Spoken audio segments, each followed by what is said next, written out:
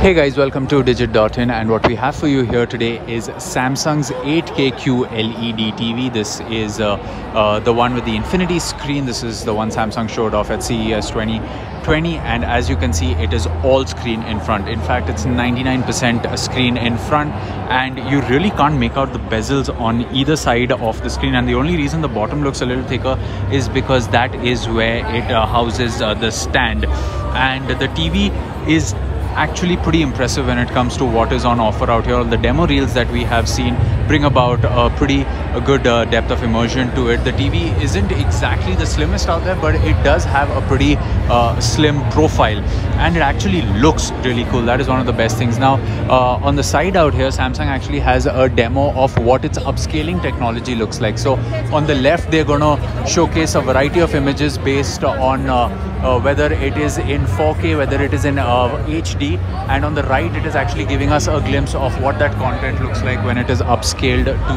8K. So here on the console, we can actually keep changing the content on the left screen, and as you can see on the left right now, it is going to show us what content on a 4K TV will look like, and on the right it is actually going to show us what content on the 8K TV will look like. So this is a kind of a visual difference between 4K and 8K, and you also have the ability to zoom in, and with the ability to zoom in on the 8K TV, you will actually be able to see the amount of details that the 8K TV retains. Now when you talk about 8K content, there isn't any content available right now, but with its upscaling engine, Samsung says that the upscaling will ensure that content looks really great even if it is not in 8K. But this is one thing that really interested me, which is gaming on this 8K TV. Now it does support AMD's Freesync. It supports HDMI 2.1, which means you do get features like variable refresh rate through the Xbox One X or through a PC, and of course with the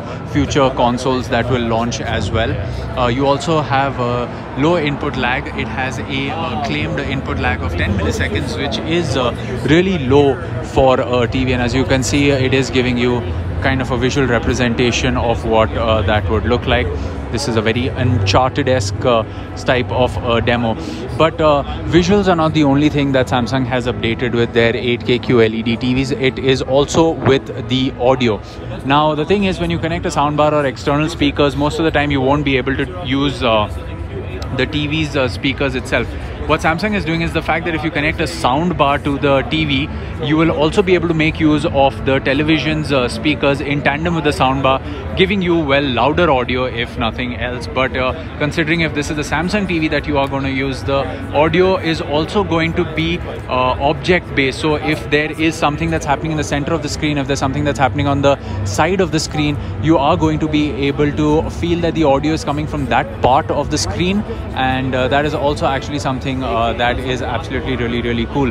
The TV is running on Tizen, just like we have seen on other Samsung TVs in the past in India. There are a few features out here called the next era of video streaming, but this is more for content providers in the US, and not really sure how this will make its way to India. But you do have the UI, which is fairly reminiscent of what we have seen and what we have come to know from Samsung televisions in the past. You have this neat layout of the apps at the bottom of the row.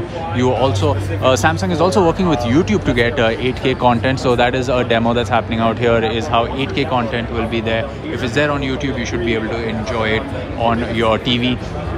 Of course, all of Samsung TVs are not only 8K out here, but they are also supporting HDR. So if you would like to enjoy HDR content, it's HDR 10 Plus that you will be able to enjoy on Samsung's 8K TVs. Not only that, but there is also the ability to watch different things. So let's say if you would like to see your mobile screen on your TV, you will be able to do that as well.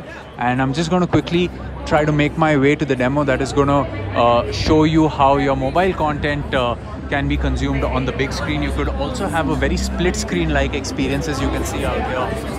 The TV out there is giving you two views at the same time. So if you want to watch something else and people at home want to watch something else, and you just have this one TV in the house, you can watch two different things. You can change the aspect ratio, you can change the size of the windows, you can do a lot to get this multi-view experience from the Samsung QLED TV. You can also get a better experience from your smartphone from the TV. So there is really a lot of things that you can do. And of course, as you can see from in front of me, you have support for the Google Assistant and Alexa built into the TV as well.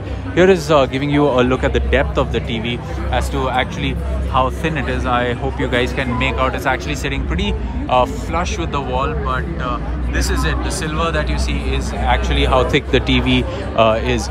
So there you have it, guys. That was a look at Samsung's 8K QLED TV from here at the CES show floor. For more from the world of technology and for more from CES, you can stay tuned to digit.in.